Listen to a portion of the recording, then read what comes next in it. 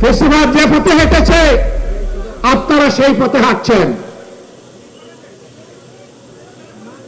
ফেসিবাদের খাসলতের একটারও পরিবর্তন আনেন নাই। 133টা অর্ডিন্যান্স জারি করা হয়েছিল। যে অর্ডিন্যান্স গুলো ফেসিবাদের জন্ম দিয়েছিল তার সবগুলো বিএনপি রেখে দিয়েছে। এটা জাতির সাথে বিশ্বাসঘাতকতা। যদি এর ভিতরে তারা না মানেন, সিলেটে আমাদের সমাবেশ রয়েছে 25 তারিখ। আমরা আশা করব এর ভিতরে তাদের শুভবুদ্ধি উদয় হবে। তারা ঘোষণা দিবেন যে হ্যাঁ আমরা গণভোট মেনে নিলাম।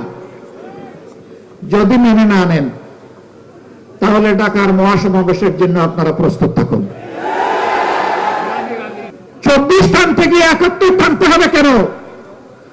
71 থাকবে 71 মর্যাদায়, 24 থাকবে তার মর্যাদায়। এই 24 আমরা হারিয়ে যেতে দেব না ইনশাআল্লাহ। 24-এর বীরদেরকে যথাযথ রাষ্ট্রীয় সম্মানে সম্মানিত করতে হবে। সে শহীদ হোক আর গাজী হোক, 24 নিয়ে কোনো অবহেলায় জাতি বরদাস্ত করবে না। 24-এর ঐতিহ্য নিয়ে গড়ে ওঠা জুলাই স্মৃতি জাদুঘর, এইটাও ভুলিয়ে দেওয়ার চেষ্টা করা হচ্ছিল। আমরা চুপ থাকবো না, তার প্রতিবাদ করব। যদি কোনো ঐতিহ্য গায়েব করা হয়ে থাকে তোমাদের কাছ থেকে আমরা তা আদায় করে ছাড়বো ইনশাআল্লাহ। আমাদের সাফ কথা, গণভোটের গণরায় মানতেই হবে। যারা জনগণের ভোট মানে না এরা গণতন্ত্র মানে না, এরা গণতন্ত্রের শত্রু।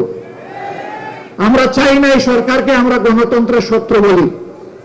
দেরিতে হলে আমরা অনুরোধ করব ফিরে আসুন, ফিরে আসুন। জনগণের রায়ের প্রতি আপনারা সম্মান প্রদর্শন করুন।